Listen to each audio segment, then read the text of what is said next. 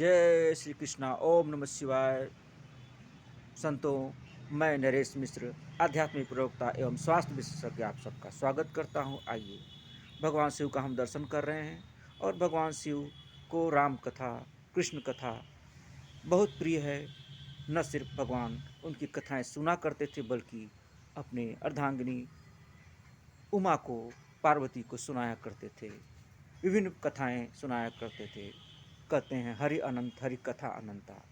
जैसे हरि अनंत हैं उसी प्रकार उनकी कथाएं भी अनंत हैं। तो उन्हीं कथाओं में श्रीमद् भागवत कथाएं भी हैं जिसमें कि दान की व्याख्या की गई है।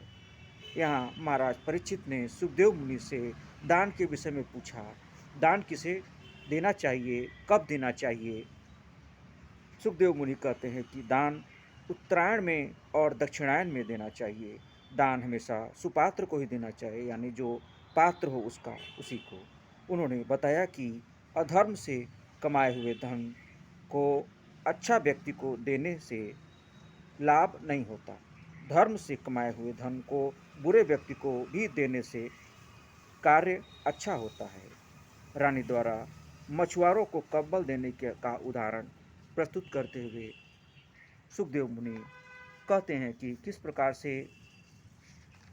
चुराए हुए कंबल को जब मछुआरे को दिया गया तो उससे उसे कोई लाभ नहीं हुआ। ब्राह्मण और राजा की कथा का उदाहरण भी इसमें महत्वपूर्ण है।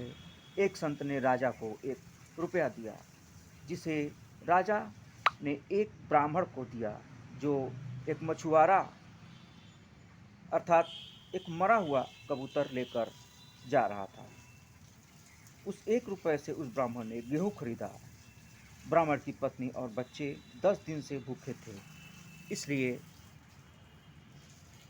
उन्हें 10 दिनों से भोजन नहीं मिला था। उस 1 रुपये से खरीदे हुए गेहूं से ब्राह्मण के पुत्रों को भोजन प्राप्त हुआ।